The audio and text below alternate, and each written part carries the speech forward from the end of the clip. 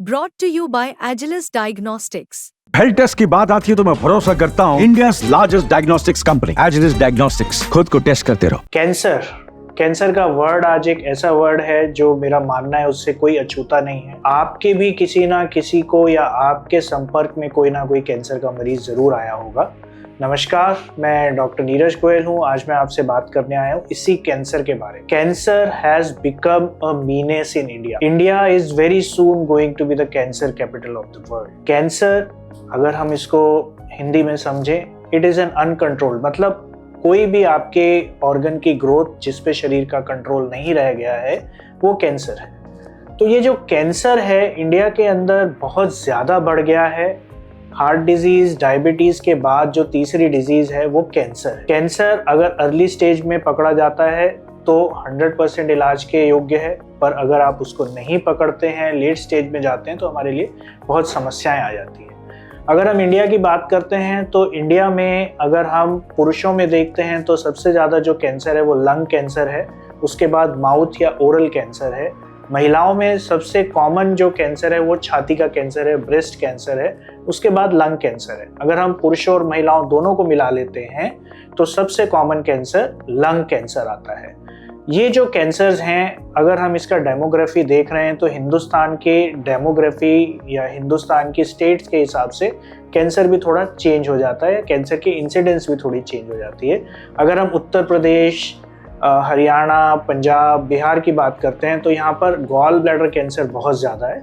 Breast cancer females में number 1 है, lung cancer भी नंबर 1 स्टेज पर है, पर गॉल ब्लैडर कैंसर बहुत कॉमन है। इसी प्रकार से अगर हम ईस्टर्न पार्ट ऑफ इंडिया की तरफ चले जाते हैं तो हमारा जो ईसोफेजियल फूड पाइप का जो कैंसर है, स्टमक कैंसर है, बड़ा कॉमन है। अगर हम साउथ की तरफ चले जाते हैं तो हमारा स्टमक कैंसर बड़ा कॉमन आ जाता है। ये सारी चीजें आपके एनवायरमेंटल फैक्टर से रिलेटेड। अब अगर हम बात करें कि भाई कैंसर तो इतनी जटिल समस्या बन गई है तो इसके कारण क्या है, कारणों में मैं अगर आपको बताना शुरू करूं तो सबसे पहली चीज हमारे को ये समझनी है कि लगभग 50 से 55% कैंसर्स को मैं होने से रोक सकता हूं। अगर मैं रोक सकता हूं तो उसके कुछ ऐसे कारण होंगे जो हम मॉडिफाई कर पाएंगे। 4 या 5 ऐसे कारण हैं कैंसर के जो लगभग 50 या 55% कैंसर्स की इंसिडेंस को बढ़ाते हैं। तो सबसे पहला जो हमारा कारण आता है वो आता है टोबैको। चाहे आप गुटखा खा रहे हैं, पान खा रहे हैं, आप स्मोकिंग कर रहे हैं, मतलब तंबाकू। अल्कोहल, मतलब आप शराब पी रहे हैं। तीसरा आपका जो इंपॉर्टेंट आ जाता है वो आ जाता है आपकी infection. Hepatitis B, hepatitis C, ये लिवर कैंसर को कराते हैं। ह्यूमन पैपिलोमा वायरस, HPV जो होता है वो आपके सर्वाइकल कैंसर, बच्चेदानी के मुंह के कैंसर को इंक्रीज करता है। साथ के साथ आपका जो ओरल कैंसर को भी ये इंक्रीज करता है। जो तीसरा या जो चौथा कारण इसके अंदर आता है वो आता है आपका मोटापा, ओबेसिटी, या आपकी एक्सरसाइज का लैक। तो ये 4 या 5 ऐसे कारण हैं जो आपके लगभग 55%, 50% कैंसर्स को बनाते हैं। और ये अगर आप इसको सोचेंगे तो ये 4 या 5 ऐसे रीजंस हैं जिनको हम मॉडिफाई कर सकते हैं। हम टोबैको कम कर सकते हैं, टोबैको ख़त्म कर सकते हैं, शराब को ख़त्म कर सकते हैं, अपनी एक्टिविटी बढ़ा सकते हैं।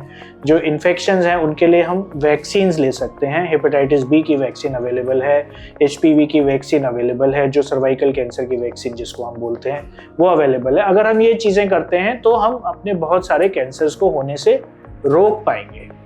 अब इम्पॉर्टेंट चीज़ ये है कि मेरे को, अगर मैं इन चीज़ों को ख़त्म कर रहा हूँ तो मेरे को अपनी कुछ चीज़ें इंप्रूव भी करनी है। मेरे को अपना वेजिटेरियन डाइट को इंक्रीज करना है। भगवान ने कलर्ड चीज़ें बनाई हैं, सारी सब्जियां, फल, फ्रूट कलर्ड बनाए हैं। इनके अंदर कुछ ऐसे मटेरियल होते हैं जो आपके कैंसर के रिस्क को कम करते हैं। इनके सेवन को बढ़ाइए, पानी को अच्छे से लीजिए, कम से कम 2.5 से 3 लीटर पूरे दिन में पानी पीजिए, अपनी एक्टिविटी को बढ़ाइए, स्ट्रेस लेवल को कम करिए, आप कैंसर को बहुत हद तक कंट्रोल कर पाएंगे। जब ये कैंसर की बात शुरू हुई है तो एक जो नॉर्मल पॉपुलेशन, नॉर्मल हमारी जो जनता है, उसके मन में कुछ भ्रम भी होते हैं, मिथ्स भी होते हैं।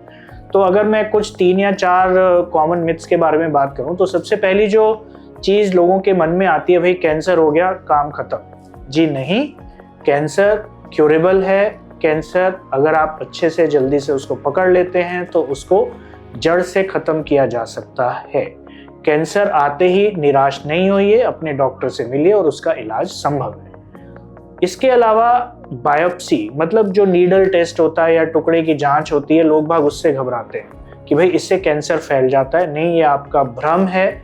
बायोप्सी से कैंसर नहीं फैलता है। बायोप्सी आपके इलाज का एक हिस्सा है।